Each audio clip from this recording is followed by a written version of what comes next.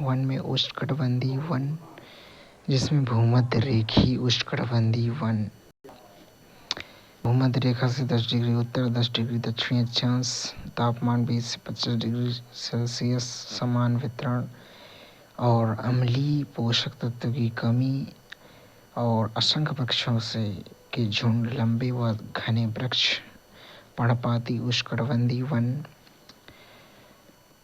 10 degree से 25 degree उत्तरी अक्षांश और दक्षिणी अक्षांश में तापमान 25 से 30 डिग्री सेल्सियस, वर्षा वार्षिक औसत 1000 मिलीमीटर एक ऋतु में, पोषक तत्वों की धनी और कम घने मध्यम ऊंचाई के वृक्ष, अधिक प्रजातियों का एक साथ पाया जाना, दोनों में कीट पतंगे, चमगादड़, पक्षी, स्तनधारी जंतु पाया जाना, शीतोष्णकटिबंधीय वन, पूर्वी उत्तरी अमेरिका,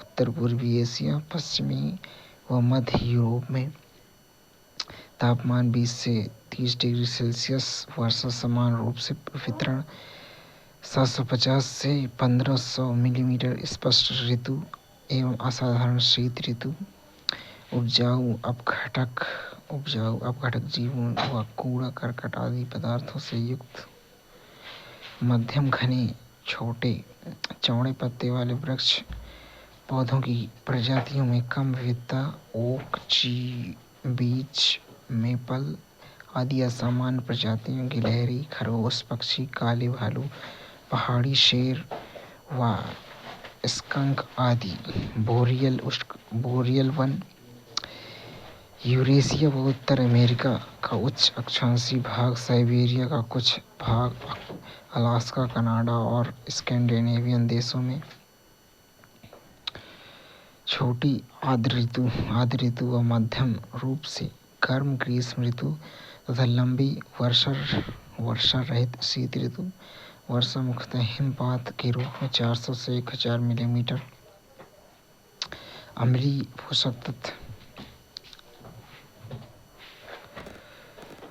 पोषक तत्वों की कमी, मिट्टी की अपेक्षाकृत पतली परत, सदाबहार कोणधारी वन जैसे पाइन, फर, स्प्रूस आदि, कठफोड़वा, चील, भालू, हिरण, खरगोश, भेड़िया व चमगादड़ आदि जैसे जीव, मरुस्थलीय बायोम में गर्म मरुस्थल में सहारा, कालाहारी मरुस्थल, रूब अल खाली मरुस्थल, तापमान 20 से 45 डिग्री सेल्सियस,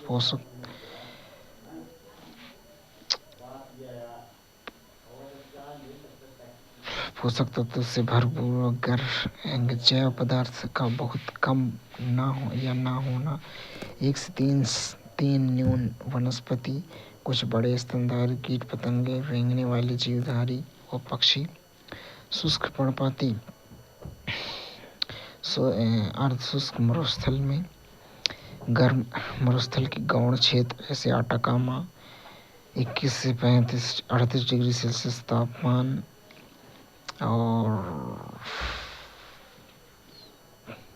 तटीय मरुस्थल में टुंड्रा जलवायु प्रदेश, इसमें तापमान 2 से 25 डिग्री सेल्सियस, शीत मरुस्थल में टुंड्रा जलवायु, तापमान इसमें एसिडी 250 से, वर्षा, जीव, खरगोश, चूहे, हिरण, पृथ्वी पर रेंगने वाली गिलहरी, घास बायोम में उष्णकटिबंधीय और शीतोष्ण उष्णकटिबंधीय, घास बायोम में अफ्रीका के विशाल क्षेत्र, ऑस्ट्रेलिया, दक्षिण अमेरिका व भारत, गर्म उष्ण जलवायु, वर्षा 500 से 1250 मिलीमीटर, संरंधित मृदा व साथ ही ह्यूमस की पतली परत, घास वृक्षों व लंबी झाड़ियों की अनुपस्थिति, जिराफ, जेबरा, भैंस, चीता, लकड़बग्गा, हाथी, चूहे, सांप व अन्य कीड़े आदि जीव, घास नहीं, कहीं वृक्ष जैसे ओक व मुलायम लकड़ी के वृक्ष, किलों आदि, गजेल, जेबरा, गैंडे, जंगली घोड़े, शेर, तरह तरह के पक्षी, कीड़े, सांप आदि जीव जंतु, शीतोष्णकटिबंधीय स्टेपी घास, यूरेशिया के कुछ भागों, उत्तर अमेरिका में उष्ण ग्रीष्म व शीत ऋतु, वर्षा 500 से 900 mm, जलीय वायुओं में ताजे जल के वायुओं में झील, नदियाँ, सरिताएं व आर्द्र भूमि। इसमें तापमान 1 से 20 डिग्री सेल्सियस तापमान की विविधता, जलवायु, वायुदाब व आर्द्रता अधिक, जल दलदल, शैवाल व अन्य जलीय व समुद्री पादप समुदाय, साथ ही जल में रहने वाले जंतु, समुद्री जल के महासागर, प्रवाल, भित्ति, लैगून व ज्वारनामुख, समुद्री जल में दलदल, पर्वतीय वायुओं में ऊंचाई पर्वत श्रेणियों के ढाल एवं हिमालय, एंडीज, रॉकी पर्वत। तापमान व वर्षा की भिन्नता अक्षांशों पर आधारित है। ढाल रेगोलिथ से ढके हुए पर्णपाती से टुंड्रा प्रकार की वनस्पति। ऊंचाई के आधार पर भिन्नता। जैव भू रासायनिक चक्र। विभिन्न अध्ययनों का पता चला है कि पिछले 100 वर्षों में वायुमंडल व जलमंडल की संरचना में रासायनिक घटकों का संतुलन लगभग एक जैसा अर्थात परिवर्तन रहित रहा है। रासायनिक तत्वों का यह संतुलन पादप व प्राणी ऊतकों से होने वाले चक्रीय प्रवाह के द्वारा बना रहता है। यह चक्र जीवों द्वारा रासायनिक तत्वों के अवशोषण से आरंभ होता है और इसके वायु, जल, मिट्टी में विघटन से पुनः आरंभ होता है। ये चक्र मुख्यतः सौर ताप से संचालित होते हैं। जैवमंडल में जीवधारी व पर्यावरण के बीच में रासायनिक तत्वों के चक्रीय प्रवाह जैसे जैव भू रासायनिक चक्र कहे जाते हैं।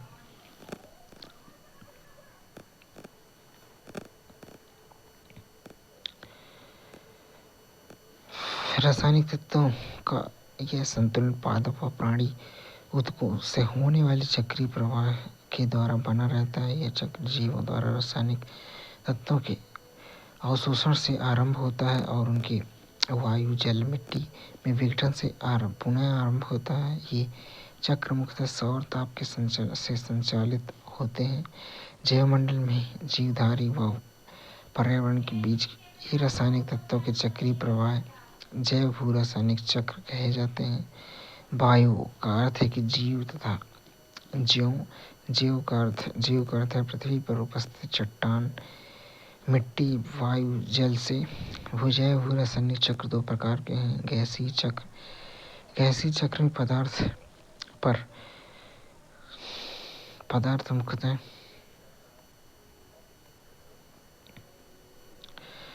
गैसीय चक्र में पदार्थ मुख्यतः भंडार या स्रोत, वायुमंडल व महासागर है। तलछटी चक्र सेडिमेंट्री साइकिल ने तलछटी चक्र में प्रमुख भंडार पृथ्वी की ऊपर पट्टी पर पाई जाने वाली मिट्टी, तलछट व अन्य चट्टानें हैं। जल चक्र सभी जीवधारी वायुमंडल, मरुस्थल में जल का एक चक्र बनाए रखते हैं जो तरल, गैस व ठोस अवस्था में है। इसे ही जल चक्र कहा जाता है। जल चक्र के विस्तृत अध्याय 12 में देखिए। कार्बन चक्र में जैव मंडल में असंख्य कार्बन यौगिक के रूप में जीवों में विद्यमान है। कार्बन चक्र कार्बन डाइऑक्साइड का परिवर्तित रूप है। यह परिवर्तन पादपों में प्रकाश संश्लेषण प्रक्रिया द्वारा कार्बन डाइऑक्साइड की यौगिकीकरण द्वारा आरंभ होता है। इस प्रक्रिया में कार्बोहाइड्रेट व ग्लूकोज बनता है जो कार्बनिक यौगिक जैसे स्टार्च, सेल्यूलोज, सुक्रोज के रूप में पौधों में संचित हो जाता है। कार्बोहाइड्रेट का कुछ भाग सीधे पौधों के जैविक क्रिया में प्रयोग हो जाता है। इस प्रक्रिया के दौरान विघटन से पौधे के पत्ते व जड़ों द्वारा कार्बन डाइऑक्साइड गैस मुक्त होती है। शेष कार्बोहाइड्रेट जो पौधों की जैविक क्रियाओं में प्रयुक्त नहीं होते, ये पौधे के ऊतकों में संचित हो जाते हैं। ये पौधे या तो शाकाहारियों के भोजन बनते हैं अथवा सूक्ष्म जीवों द्वारा विघटित हो जाते हैं। शाकाहारी उपभोग किए गए कार्बोहाइड्रेट को कार्बन डाइऑक्साइड में परिवर्तित करते हैं तथा श्वसन क्रिया द्वारा वायुमंडल में छोड़ते हैं। इसमें शेष कार्बोहाइड्रेट का जंतुओं में मरने पर सूक्ष्म जीव अपघटन करते हैं। सूक्ष्मजीवों का कार्बन डाइऑक्साइड, कार्बोहाइड्रेट, ऑक्सीकरण प्रक्रिया द्वारा कार्बन डाइऑक्साइड में परिवर्तित होकर पुनः वायुमंडल में आ जाती है। ऑक्सीजन चक्र प्रकाश संश्लेषण क्रिया द्वारा प्रमुख सह परिणाम बाई प्रोडक्ट ऑक्सीजन है। यह कार्बन डाइऑक्साइड की ऑक्सीकरण से में सम्मिलित है, जिससे ऊर्जा कार्बन डाइऑक्साइड व जल विमुक्त होते हैं। ऑक्सीजन चक्र बहुत ही जटिल प्रक्रिया है। बहुत से रासायनिक तत्वों जैसे सम्मिश्रणों में ऑक्सीजन पाई जाती है। ये नाइट्रोजन के साथ मिलकर नाइट्रेट बनाती है तथा बहुत से अन्य खनिजों व तत्वों से मिलकर कई तरह के ऑक्साइड बनाती है, जैसे आयरन ऑक्साइड, एल्युमिनियम ऑक्साइड आदि। सूर्य के प्रकाश में प्रकाश संश्लेषण प्रक्रिया के दौरान जल अणुओं H2 के विघटन से ऑक्सीजन उत्पन्न होती है। पौधों की वाष्पोत्सर्जन प्रक्रिया के दौरान भी यह वायुमंडल में पहुंचती है। नाइट्रोजन चक्र वायुमंडल की संरचना का प्रमुख घटक नाइट्रोजन वायुमंडलीय गैसों का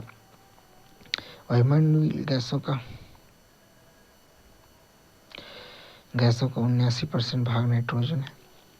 विभिन्न कार्बनिक यौगिकों जैसे amino acid, nucleic acid, vitamin व वर्णक पिगमेंट आदि जैसे एक प्रमुख महत्वपूर्ण घटक है। वायु में स्वतंत्र रूप से पाई जाने वाली नाइट्रोजन को अधिकांश जीव प्रत्यक्ष रूप से ग्रहण करने में असमर्थ हैं। केवल कुछ विशिष्ट प्रकार के जीव जैसे कुछ मृदा जीवाणु व ब्लू ग्रीन एल्गी ही इसे प्रत्यक्ष गैसीय रूप में ग्रहण करने में सक्षम हैं। सामान्यतः नाइट्रोजन यौगीकरण फिक्सेशन द्वारा ही प्रयोग में लाई जाती है। नाइट्रोजन का लगभग 90% भाग जैविक बायोलॉजिकल है, अर्थात जीव ही ग्रहण कर सकते हैं।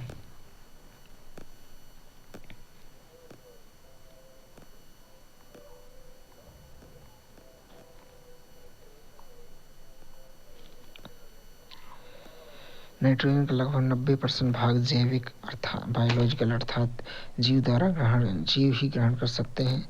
स्वतंत्र नाइट्रोजन का प्रयुक्त प्रमुख स्रोत मिट्टी के सूक्ष्मजीवों की क्रिया व संयुक्त व संबंधित पौधों की जड़ों व रंध्र वाली मृदा जहाँ से वो वायुमंडल में पहुँचते हैं।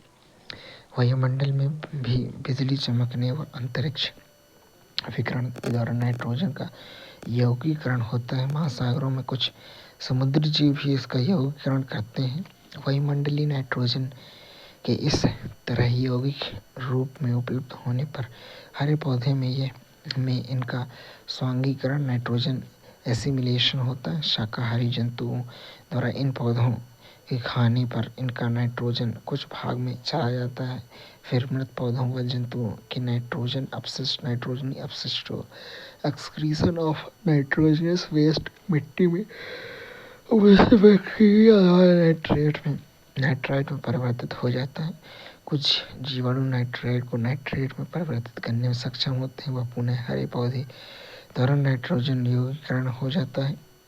कुछ अन्य प्रकार के जीवाणु इन नाइट्रेट को पुनः स्वतंत्र नाइट्रोजन परिवर्तित करने में सक्षम होते हैं। इस प्रक्रिया को डिनाइट्रीकरण कहा जाता है। अन्य खनिज चक्र में जैवमंडल में मुख्य भूरासायनिक तत्वों कार्बन, ऑक्सीजन, नाइट्रोजन और हाइड्रोजन के अन्य हैं। हाइड्रोजन के अतिरिक्त पौधों व प्राणी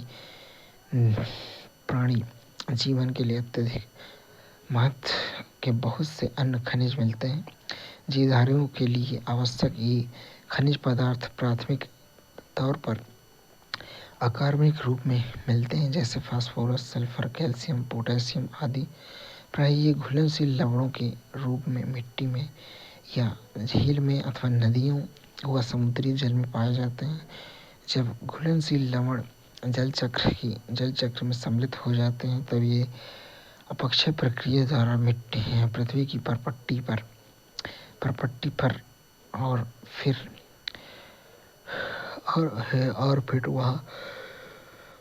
बाद समुद्र तक पहुंच जाते हैं।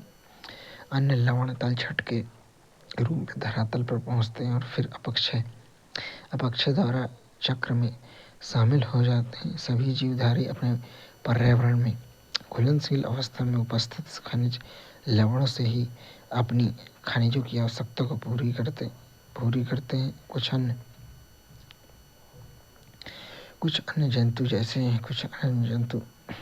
अन्य जंतु पौधों व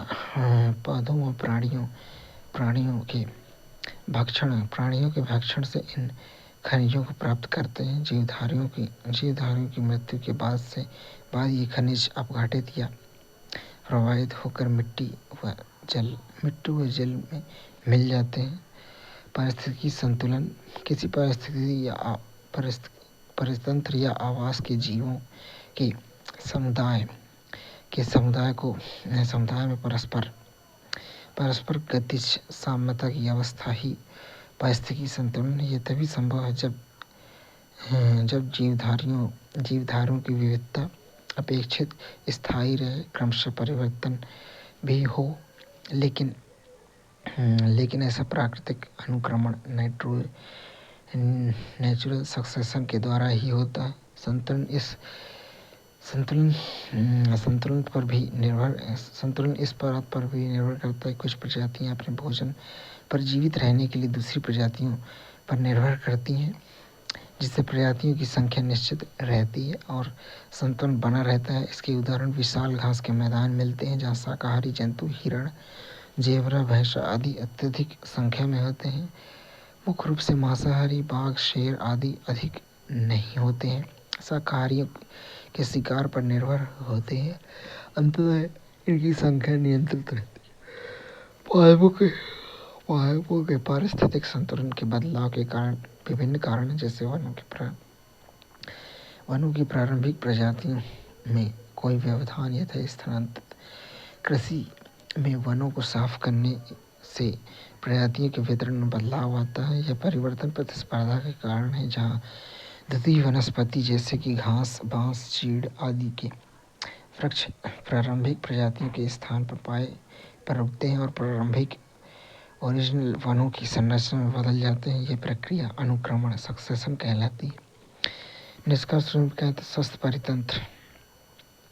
स्वस्थ पारिस्थितिकी तंत्र आर्थिक, पर्यावरणीय और सौंदर्य संबंधी वस्तुओं तथा सेवाओं की एक विस्तृत श्रृंखला का आधार है। पृथ्वी पर रहने वाला प्रत्येक जीव पारिस्थितिकी तंत्र और उनके द्वारा प्रदान की जाने पारिस्थितिकी तंत्र प्रक्रियाओं के उत्पादों पर निर्भर करता है, जिन्हें पारिस्थितिकी तंत्र सेवाएं प्रदान करता है। सेवाएं कहा जाता है। पारिस्थितिकी तंत्र में स्थिरता इसकी संरचना और कार्यों जैसे जल एवं पोषण चक्र तथा बायोम उत्पादकता को लंबे समय तक बनाए रखने के लिए बहुत आवश्यक है।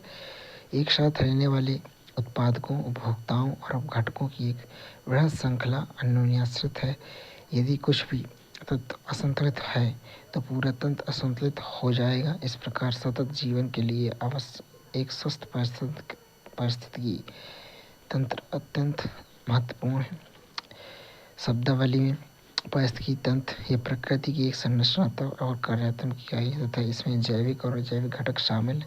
प्राथमिक उत्पादक यह उत्पादकों और सौर ऊर्जा या बायोम धारण करने की दर है। द्वितीयक उत्पादकता यह उपभोक्ता द्वारा खाद्य ऊर्जा को आत्मसात करने की दर है। पोषक तत्व चक्रण पारिस्थितिकी तंत्र के विभिन्न घटकों के माध्यम से पोषक तत्वों के भंडारण और संचलन को पोषक तत्व चक्रण कहा जाता है। जैव विविधता और संरक्षण। जैव विविधता पृथ्वी पर जीवन के सभी रूपों की विविधता को दर्शाती है, जिसमें पादप, जंतु, सूक्ष्म जीव, उनके पारिस्थितिकी तंत्र शामिल है। यह मानव जीव के लिए अत्यंत महत्वपूर्ण है, क्योंकि यह प्राकृतिक संतुलन बनाए रखने, भोजन, जल, औषधि, वायु गुणवत्ता जैसे संसाधनों की आपूर्ति करती हैं। जैव विविधता के संरक्षण में हम प्राकृतिक आपदाओं, रोगों, जलवायु परिवर्तन के प्रभावों से सुरक्षा प्राप्त कर सकते हैं। संरक्षण के उपायों में वन्य जीवों का संरक्षण, जैविक खाद्य प्रणालियों का प्रोत्साहन, प्रदूषण नियंत्रण और प्राकृतिक आवासों की रक्षा शामिल है। जैव विविधता की हानि से पारिस्थितिकी तंत्र असंतुलित हो सकता है, जो मानव जीवन के लिए खतरा खतरे का कारण बन सकता है। अंततः जैव विविधता का संरक्षण न केवल पर्यावरण बल्कि समाज और आर्थिक विकास के लिए भी आवश्यक है। जैव विविधता दो शब्दों से मिलकर बना है। बायो इसका अर्थ है जीव तथा डाइवर्सिटी का अर्थ है विविधता। साधारण शब्दों में किसी निश्चित भौगोलिक क्षेत्र में पाए जाने वाले जीवों की संख्या उनकी विविधता को जैव विविधता कहते हैं। इसका संबंध पौधों के प्रकार, प्राणियों, सूक्ष्म जीवों से और उनके अनुवांशिकी और उनके द्वारा निर्मित परितंत्र से है। यह पृथ्वी पर पाए जाने वाले जीवधारियों की परिवर्तनशीलता, एक ही प्रजाति विभिन्न प्रजातियों में परिवर्तनशीलता विभिन्न परितंत्रों में विविधता से संबंधित है। जैव विविधता सजीव संपदा है। यह विकास के लाखों वर्षों के इतिहास का परिणाम है। जैव विविधता को 3 स्तरों पर समझा सकता है: आनुवंशिक जैव विविधता, प्रजाति जैव विविधता, परितंत्री जैव विविधता। मतलब genetic diversity, species diversity, ecosystem diversity. आनुवंशिक जैव विविधता जीव निर्माण के लिए जीन एक मूलभूत इकाई है। किसी प्रजाति में जीन की विविधता ही आनुवंशिक जैव विविधता है। समान भौतिक लक्षणों वाले जीवों के समूह को प्रजाति कहते हैं। मानव आनुवंशिक रूप में होमो सेपियंस प्रजाति से संबंधित है, जिसमें कद, रंग, अलग दिखावट जैसे शारीरिक लक्षणों से काफ़ी भिन्नता है। इसका कारण है आनुवंशिक विविधता। विभिन्न प्रजातियों के विकास संरक्षण के लिए आनुवंशिक विविधता अत्यधिक अनिवार्य है। प्रजाति विविधता यह प्रजातियों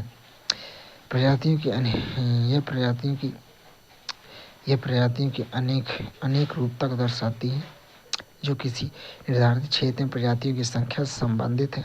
प्रजातियों की विविधता उनकी समृद्धि, प्रकार, बहुलता से आंकी जा सकती है। कुछ ऐसे क्षेत्रों में प्रजातियों की संख्या अधिक होती है और कुछ में कम। जिन क्षेत्रों में प्रजातियों की विविधता अधिक होती है उन्हें जैव विविधता के हॉट स्पॉट कहते हैं। पारिस्थितिक तंत्र विविधता, परितंत्री विविधता का परिसीमन करना मुश्किल और जटिल है, क्योंकि समुदायों, प्रजातियों का समूह और परितंत्र की सीमाएं निश्चित नहीं है।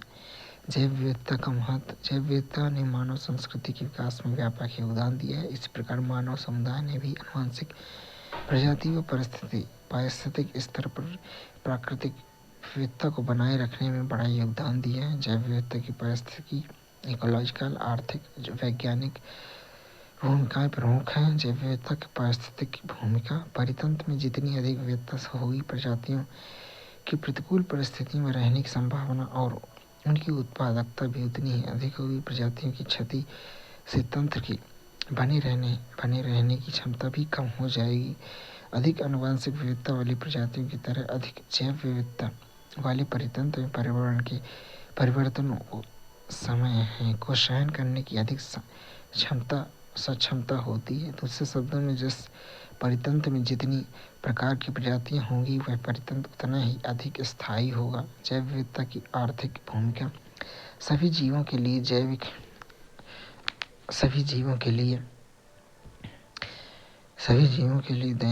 दैनिक जीवन में विविधता एक महत्वपूर्ण संसाधन है। जैव विविधता का एक महत्वपूर्ण भाग फसलों की विविधता, क्रॉप डाइवर्सिटी है, जिसे कृषि जैव विविधता भी कहा जाता है। जैव विविधता को संसाधनों के उन भंडारों के रूप में समझा जा सकता है जिसमें इसकी विविधता भोज्य पदार्थ, औषधियों और सौंदर्य प्रसाधन आदि बनाने में है। खाद्य फसलें, पशु, वन संसाधन, मत्स्य और दवा संसाधन आदि कुछ ऐसे प्रमुख आर्थिक महत्व के उत्पाद हैं जो मानव को जैव विविधता के फलस्वरूप उपलब्ध होते हैं। जैव विविधता की वैज्ञानिक भूमिका। जैव विविधता इसलिए महत्वपूर्ण है क्योंकि प्रत्येक प्रजाति हमें यह संकेत दे सकती है कि जीवन का आरंभ कैसे हुआ, यह भविष्य में कैसे विकसित होगा, जीवन कैसे चलता है। परितंत्र जिसमें हम भी एक प्रजाति हैं, उसे बनाए रखने में प्रत्येक प्रजाति की क्या भूमिका, हम जैव विविधता समझ सकते हैं। जैव विविधता का ह्रास। पिछले कुछ दशकों में जनसंख्या वृद्धि के कारण प्राकृतिक संसाधनों का उपभोग अधिक होने लगा है। इससे संसार के विभिन्न भागों में प्रजातियों तथा उनके आसपास स्थानों में तेजी से कमी हुई है।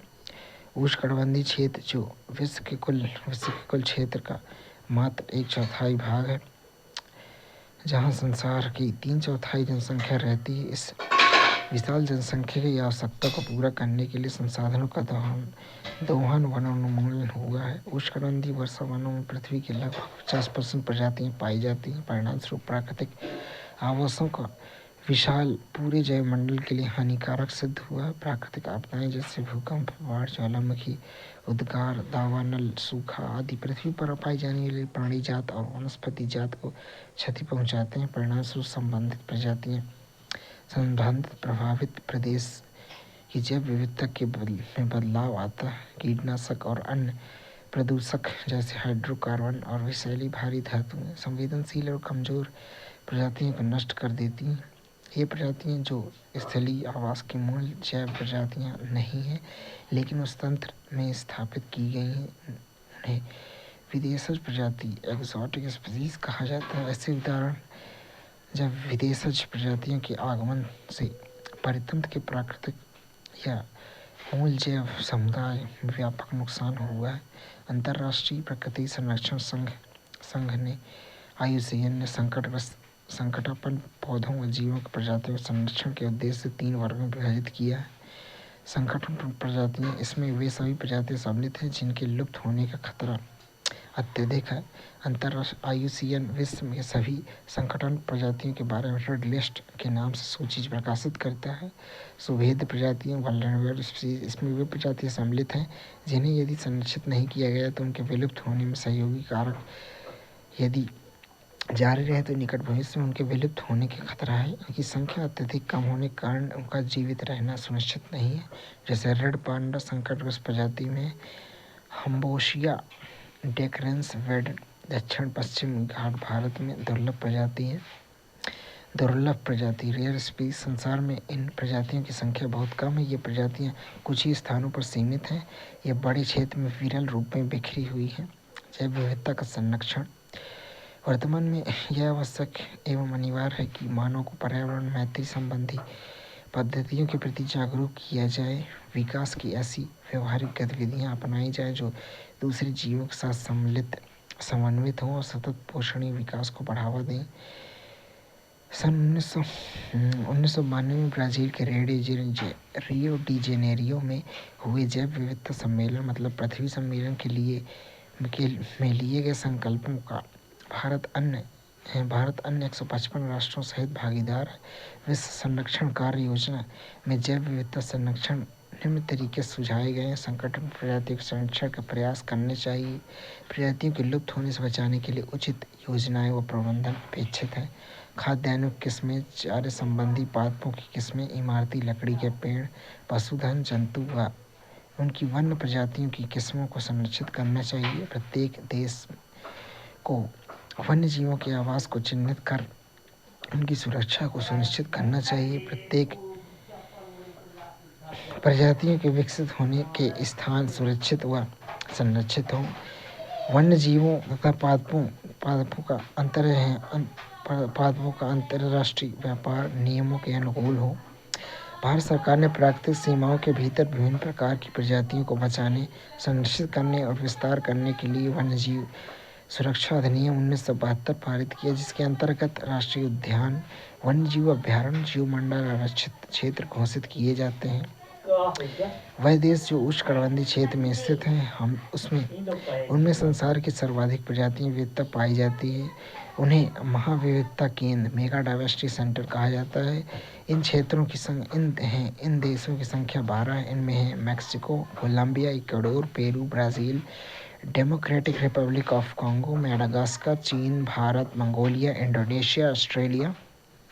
ऐसे क्षेत्र जैव व्यवस्था की दृष्टि से संकट की स्थिति में उनके संरक्षण को ध्यान में रखते हुए IUCN जैव विविधता हॉटस्पॉट क्षेत्र घोषित करता है। हॉटस्पॉट स्थल उस क्षेत्र विशेष की जैव विविधता वन्यजीव तथा वनस्पति के आधार पर निर्धारित किए जाते हैं। पादप या वनस्पति महत्वपूर्ण है क्योंकि ये ही किसी परितंत्र की प्राथमिक उत्पादकता को निर्धारित करते हैं। यह भी देखा गया है कि उत्पादकता हॉटस्पॉट में रहने वाली प्रजातियों भोजन चलाने के लिए लकड़ी, कृषि भूमि आदि के लिए वहां पाए जाने वाले समृद्ध परितंत्र पर ही निर्भर है। उदाहरण के लिए मेडागास्कर में पाए जाने वाले कुल पादप तथा वन्य जीवों में से लगभग 85% वन्यजीव संसार में अन्यंत्र अन्यंत्र कहीं भी नहीं पाए जाते, अर्थात ये स्थानिक है। अन्य हॉटस्पॉट जो समृद्ध देशों में पाए जाते हैं, वहाँ कुछ अन्य प्रकार की समस्याएं हैं। हवाई द्वीप जहाँ विशेष प्रकार के पादप जंतु मिलते हैं वह देशज प्रजातियों के आगमन और भूमि विकास के कारण असुरक्षित है। निष्कर्ष रूप में कहें तो जैव विविधता का संरक्षण केवल एक देश या क्षेत्र का उत्तरदायित्व नहीं है, बल्कि यह सभी देशों का सामूहिक कर्तव्य है। वर्ष 1992 में रियो डी जेनेरियो में हुए पृथ्वी शिखर सम्मेलन में सभी देशों में से जैव विविधता को बचाने, उसके सतत उपयोग के उपाय करने की अपील की है। जैव विविधता का संरक्षण पृथ्वी पर जीवन के स्वस्थ कल्याण के लिए अत्यधिक आवश्यक है। यह हमारी सामाजिक आर्थिक स्थिरता के लिए अनिवार्य है। बढ़ती जनसंख्या और संसाधनों की विस्तृत मांग के कारण वनोन्मूलन और औद्योगिक विकास ने पर्यावरण को काफ़ी हानि पहुंचाई है। इसके समाधान के लिए सतत भूमि उपयोग, अपशिष्ट प्रबंधन और जनजातीय अधिकारों का संरक्षण जरूरी है। भारत में स्वच्छ भारत मिशन और नमामि गंगे जैसी योजनाएं जैव विविधता पर्यावरण संरक्षण के प्रति जागरूकता बढ़ाने के लिए शुरू की गई हैं, किंतु अभी इस दिशा में और अधिक प्रयासों की आवश्यकता है। महत्वपूर्ण शब्दावली में जनसंख्या घनत्व, इसका अर्थ है कि एक वर्ग किलोमीटर क्षेत्र में रहने वाले व्यक्तियों की संख्या। जलडमरूमध्य समुद्र का एक संकीर्ण टुकड़ा जो दो समुद्रों को जोड़ता है। स्थल डमरूमध्य भूमि का एक संकीर्ण टुकड़ा जो दोनों ओर से पानी से घिरा है, जो भूमि के दो बड़े टुकड़ों को जोड़ता है। वायुमंडल घनत्व वायु का घनत्व या वायुमंडलीय घनत्व पृथ्वी के वायुमंडल के प्रति इकाई मात्रा का द्रव्यमान है। वायु घनत्व वायु दाब की तरह बढ़ती ऊंचाई के साथ घटता है। यह वायुमंडलीय दबाव, तापमान, आर्द्रता की भिन्नता के साथ भी बदलता है। जैव विविधता हॉटस्पॉट ऐसा क्षेत्र जहाँ उच्च स्तर की जैव विविधता पाई जाती है।